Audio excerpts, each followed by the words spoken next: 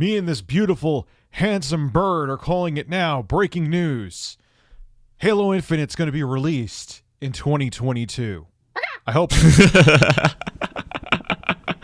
سلام بچه‌ها، چطورین؟ چه خبر؟ چیکار میکنید؟ در چه حالین؟ امیدوارم هر کجا که هستین مثل همیشه روز و شب خیلی خفن و توپی و سپری کرده باشین و حالتون هم عالی باشه. من دیوان هستم و خیلی خوش اومدین به یه ویدیو دیگه از چنل من. توی این ویدیو قراره یه سری بزنیم به چنل ریویو تک یو اس ای و گفته که هیلو اینفینیت بچه‌ها قرار نیست که امسال عرضه بشه و قراره که تأخیر بخوره واسه سال 2022. من خودم ویدیوشو تماشا نکردم، نمیدونم که چه خبره و متاسفانه زیرنویسم نداره که فعالش بکنم و سعی میکنم حالا هر 30 ثانیه یک دقیقه بیام براتون توضیح بدم و ترجمه بکنم و شما هم خلاصه در جریان باشید که چی میگه. دمتون گرم. بریم سراغ ادامه ویدیو ببینیم که قضیه چیه. I'm wrong. I could Halo Infinite's going to be released in 2022. I hope I'm wrong. میگه که امیدوارم که اشتباه بکنم. I'll be wrong. But it just seems like we're being primed for the game to come out later than we expect. And they just don't want to say anything because they already delayed it by a significant amount of time. Remember, Halo Infinite was supposed to be a launch game for the Series X. میگه که یادتون باشه هیلو قرار بود که واسه لانچ ایکس باکس سریز ایکس بیاد. And this is a bird. Are you the Halo چیکارش داره میکنه اونو؟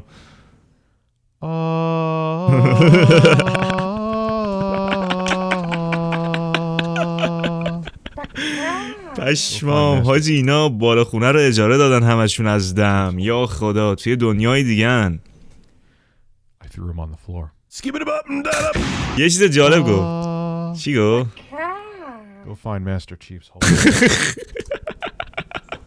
گفت برو مستر چیف رو پیدا کن. پشمام.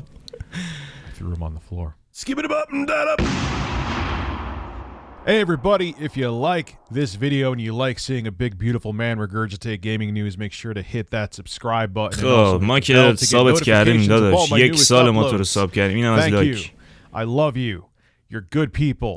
I'm gonna kiss this mouse for you. یا میگه شما مردم خوبی هستید، آدمای خوبی هستید. این موس رو به خاطر شما بوس میکنم. بوسش کرد. That's okay. So we know the story with Halo Infinite. خب میگه ما داستانو ببین میدونیم در مورد هیلو اینفینیت و این قضیه خلاصه تأخیر خوردنشو خواستن جمع جورش بکنن و درستش بکنن. سال پیش E3 یه گیم پلی تریلر ازش اومد. گیم پلی خوب بود ولی گرافیکش بد بود.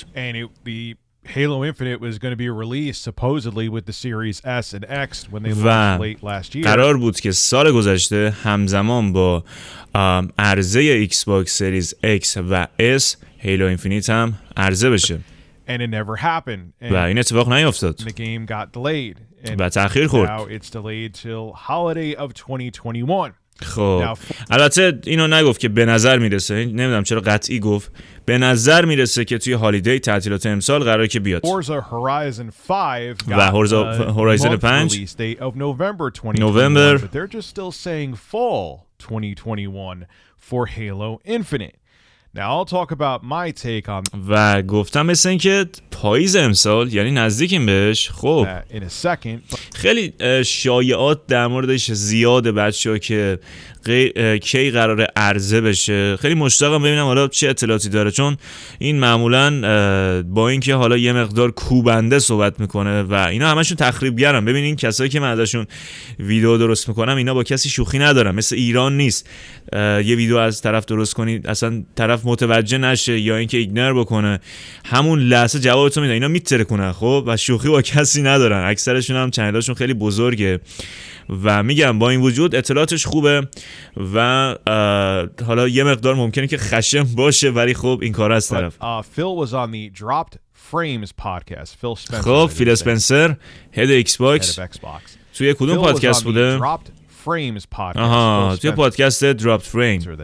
اسم چنلش خوب بود اون پسر، یادم نیست. ساب دارمشون. و در مورد این توضیح داد که چرا یه روز دقیق در مورد هیلو اینفینیت ندادن. یه تاریخ عرضه. چیزی که گفته اینه. این همون پادکست بچه‌ها. It's still coming out this year. Can you shed any light on that? Like, what's going on? Yeah, absolutely. And you heard Joseph say in the talk track this holiday, for us, we know kind of our range in the 3-4 week range. We don't have yet the exact day. There's some other things with some other game timing that we're trying to look at. We'll have better clarity over the summer, but this isn't a month's thing. This is just down to a few weeks. And so we're like, okay, instead of picking this date and having to move it by a week, which at this point would feel like a fail, like we don't want to do that. Let's wait until we're really solid on what the date is. But the team's very committed to holiday. We feel good. ایول. خب پس هالیدی گفته. نکته کار همینه. احتمالش بس خیلی زیاده که واسه هالیدی عرضه بشه. خب حالا نکته کار اینه که اینجا چه اتفاقی افتاده که ریویو تک یو اس ای این برداشت رو کرده که امسال عرضه نمیشه. ببینیم چیه داستان.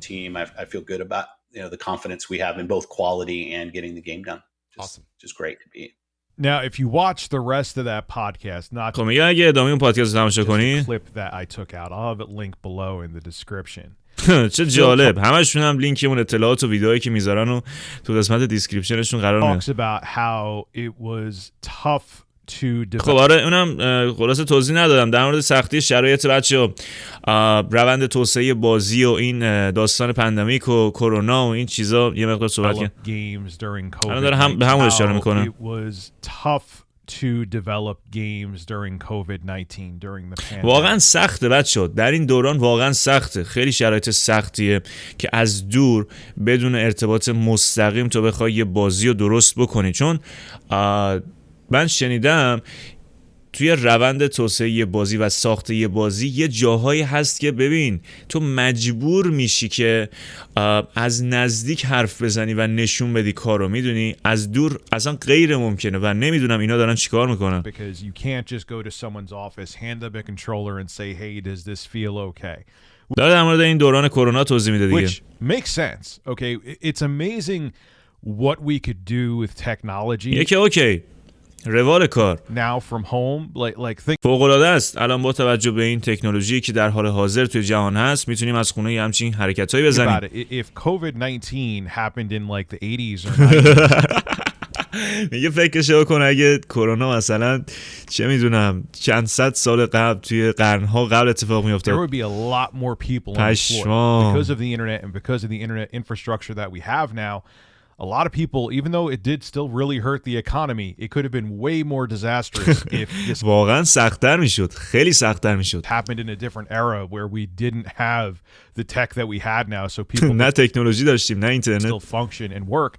But he does have a good point. There's just some things you need to be one-on-one for or person-to-person for. So hey, I rewrote the code for this part of the game and did some stuff with the engine so does it run smoother? Do you feel the difference in frame rate? I tried to get rid of the frame drops. I did some stuff so the draw distance looks better than it did before. And yeah, okay, you can do that remotely to a degree, but it's not the same. And sometimes you need like that. آها دیدی ببین چی گفت. خیلی نکته جالبی رو اشاره کرد بچه‌ها و گفت که اوکی ببین یه سری چیزا ممکنه و اینکه مثلا فریم ریت بازی رو درست میکنی یا مثلا اون دیستنس بازی که از فاصله دور داری مثلا به یه کوه نگاه میکنی یا خب اونجا رو طراحی بکنی باز طراحی بکنی این داستان اینا ممکنه، ولی خب یه تایمایی میرسه که it's just like instant response where it's not like, okay, نیازه که تو در همون لحظه جواب رو بگیری. میدونی چی میگم؟ I sent you a link, try this out, or I uploaded this for you, try it out.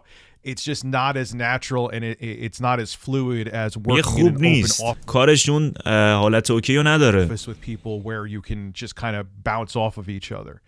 So to me when I heard him say that, یه وقتی من اینو ازش شنیدم it was kind of like an intimation saying, yeah, things could still be held up. And look, if there is trouble in paradise behind the scenes, راست میگه. معمولا اینایی که صحبت میکنن از شرایط سخت و پندمیک و کرونا اون پشت یه خبرایی هست. where Halo Infinite has to be delayed again. خب میگه اگه خلاصه یه داستانی باشه و اگه قرار باشه که دیلی بخوره into next year, he's not برای سال بعد، going to talk about it now. اون همین الان در موردش صحبت نمیکنه، اینو به شما نمیگه. And I'm not throwing any shade at Phil. It's understandable. You don't want to. و میگه که ببین من مخالفت نمیکنم، دوست ندارم که اینجا انبازی در بیارم، من کاملا درک میکنم. Cause an uproar, which you know it would do if he's. It's understandable. You don't want to قابل فهمه. cause an uproar, which you know it would do if he said, "Look, there may be a chance that Halo Infinite has to be delayed." We've saw this before, where و اینم راست میگه، یه خلاصه چانسی هست و یه احتمالی هست که دیلی بخوره دیگه در هر صورت. CD Projekt Red before مثل CD Projekt Red. We've saw this before, where قبلا اینو دیدیم. CD Projekt Red before Cyberpunk 2077 got delayed again, and it should have been delayed again. که دوباره تأخیر خورد. یادتونه گفته بودن دیگه تأخیر نمیخوره واسه بازی، دوباره تأخیر خورد. بعد من چی میگه؟ Cyberpunk 2077 got delayed again, and it should have been delayed again. و میگه که باید هم دوباره تأخیر میخورد. And again. و دوباره باید تأخیر میخورد. And again. دوباره باید براش تأخیر میزدن. Again, I'm all about. منم موافقم کاملا با این نظر. باید تأخیر میخورد و این تأخیر نزدن واسه یه بازی باعث شد که این گند درست بشه و بعد از ماها برگرده تازه فقط روی پلیستیشن 5. Games being delayed and coming out properly. But remember they said flat out, we are not going to delay this about games being delayed and coming out properly. But remember they said flat out, we are not going to delay this game بیا again. خودش گفت Until they delayed the game again. که دوباره تأخیر زدن واسه. And it still needed to be delayed more. So he's gonna, like, you know, he's gonna hold his cards close to his chest and not give any intimation away if the game is going to be delayed again, because he doesn't want to have everyone get up in arms. But here is my take. ببین راست میگه. ببین یه داستانی هم هست، اینه که این اگه الان بیاد بگه خب گیم قراره که دیلی بخوره، میدونید برای سال بعد اون هایپ از بین میره اصلا عملا و میدونی اصلا اون جوش میخوابه. الان همه منتظرن اوکی امسال قراره بیاد و اگه خب نزدیک هالیدی امسال حداقل بگه که دیلی میخوره، باز حداقل اون هایپ یه مقدار باقی میمونه تا اینکه همین الان بگه که آقا سال بعد قراره بازی بیاد. میدونی چی میگم؟ و اون کلا موجه میخوابه. One, if I'm wrong and the game comes out, Halo Infinite comes out late this year, and it comes out when Phil is saying it's going to یکی حالا اگه من اشتباه بکنم و امسال بیاد، which is fall of 2021, there's no specific date yet. Great, I'm happy. عالیه، من خوشحالم. I want to play Halo Infinite. میخوام هیلو رو بازی بکنم. But I'm also happy where if اما همچنین من the game gets خوشحالم delayed که because it needs to get delayed. تأخیر بخوره اگه نیازه که بخوره. بله دقیقاً برای سایبرپانک هم یه همچین داستانی بود، نیاز بود که تأخیر بخوره، گیم آماده نبود، دادنش بیرون و گیم دست ما بود، در حالی که ما داشتیم بازی میکردیم اونا از اون طرف داشتن گیم رو تازه درست میکردن. I'm okay with that too because I میگه من خوشحال میشم اگه نیاز باشه که تأخیر بخوره این کارو انجام بدم واسش. rather have the game come out and not be rushed. و ترجیح میدم که بازی بیاد بیرون و فوق‌العاده عالی باشه And then come out تا اینکه همینجوری سرعتی فقط جمع و جورش بکنن و بدن بیرون. and be a broken mess. So یه گند باشه. I don't know. Like I'm all about Phil. Please, if you فیل اسپنسر لطفاً watched my videos اگه before, ویدیو منو میبینی have 343. Have the team take its time. به استودیو 343 اجازه رو بده، تایم رو بهشون بده. I know there's some people that will get pissed off at this because they really میدونم که خب یه سری قراره که ریده بشه تو اعصاب و want to مخشون، play Halo Infinite. چون میخوان که هیلو رو زود بازی I بکنن. rather have the game come out and work great و من به شخصه ترجیح میدم که گیم بیاد come out بیرون rushed and be like with Halo the Master Chief و عالی باشه. collection. سعی کنم and چی work گفت؟ great. Pissed off at this because they همین really رو want گفت to play کنم. Halo Infinite. I rather have the game come out and work great آره بیاد بیرون و عالی باشه than come out rushed تا اینکه خیلی سرعتی فقط گیم رو بدن بیرون and be و like with Halo the Master Chief collection شبیه هیلو مستر چیف کالکشن بشه. was when it was first released. Remember the multiplayer, زمانی که اولین بار عرضه شد. especially how much of a mess that was. take your time. This game is زمان very بذارید، هر چقدر نیازه که وقت بذارید. important for the Halo franchise. It's very خیلی مهمه این نسخه برای فرانچایز هیلو important for Xbox. و همچنین برای ایکس باکس. And if it needs to be delayed into و اگه نیازه که تأخیر بخوره next year, so be it. And I have a feeling it انجامش بدین، تأخیر بزنه واسه بازی. will be. Again, if I'm wrong, I'll be happy to be wrong. و میگه که حالا در هر صورت اگه من اشتباه بکنم و بازی امسال عرضه بشه، But I have a feeling it will be. Again, if I'm wrong, میگه که یه حسی به من میگه که خب تأخیر میخوره، این اتفاق میفته. I'll be happy to be wrong. But و میگه که خلاصه خوشحال میشم که اشتباه بکنم توی این داستان. something's just telling me we're not going to see Halo Infinite in 2021. This is Rich of Review Tech USA signing out. Have a good one. اوکی. خب بچه اینم از این ویدیو. عجب داستانیه پسر. یعنی این کرونا زده ترکونده به قرآن همه رو و داستان اینجوریه. نظر شخصی خودم رو بگم در حد 30 ثانیه 20 ثانیه و بعدم این پارت رو ببندیم. پارت که نه، یه ویدیوه و البته من اینا رو پارت بندی میکنم، میذارمش توی پلیلیست، میتونید تماشا بکنید، اونجا هستش اگه قسمت های قبل رو ندیدید. توی قسمت اخبار و خلاصه بررسی اخبار گیمینگ و این داستانا. نظر شخصی خودم بچه در مورد این ویدیو اینه که خب درست میگه، کاملا حرفاش درسته و من ترجیح میدم یه گیم وقتی عرضه میشه با کیفیت باشه و اینجوری سرسری فقط جمعش نکنن و بدن دست ما. میدونی چی میگم؟ هر چقدر که زمان نیاز داره وقت بذارن روش، تأخیر بزنن واسه بازی. میخواد 1 سال باشه، میخواد 2 سال باشه، هر زمانی که میخوان اون بازی رو دست من بدن، فقط وقتی من اون بازی رو خریدم، حالا روی گیم پس دارم بازی میکنم، هر جایی مهم نیست، زمانی که دست من به اون بازی رسید یه بازی با کیفیت باشه، نه مثل سایبرپانکی که رفتیم توش انگار بازی نیمه کاره رها شده بود. میدونی چی میگم؟ و فوق العاده سخته بچه، باید درک بکنیم، واقعا باید درک کرد اینا رو و این سرگرمیه و یه مقدارم خب انسان باید درک بکنه. شرایط سخته و روند توسعه بازی‌ها سخت‌تر شده نسبت به قبل. دیدید که خودش هم گفت و یه زمانهای نیازه که شما خیلی سریع جوابو بگیری و تا بخوای نمیدونم ویدیو رو آپلود بکنی واسه طرفون ببینه، فایل رو بگیره، ببینه که تو چیکار کردی، جوابتو بده، طول میکشه. اینا همه باعث تأخیر توی روند توسعه بازی میشه.